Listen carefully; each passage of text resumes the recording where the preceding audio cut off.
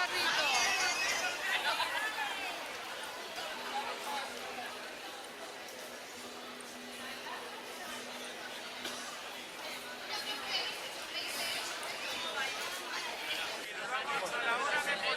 Ese sí queda diferente. El que yo veo de eso.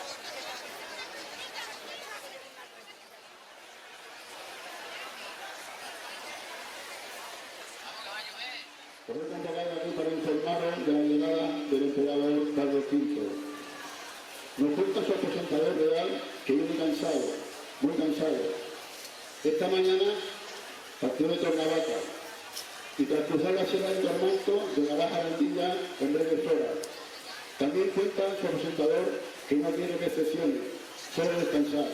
Pues vino recorriendo la meseta desde que salió, desembarcó en la playa de Laredo a finales del mes de septiembre.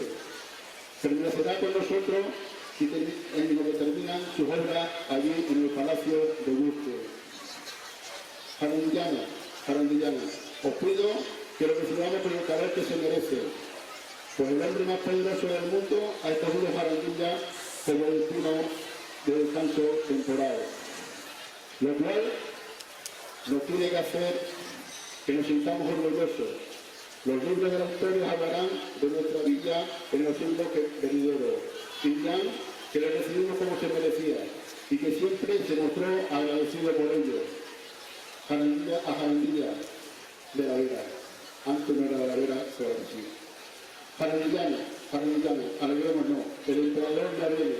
Decidamos de todo. ¡Viva el emperador! ¡Viva Jarandilla!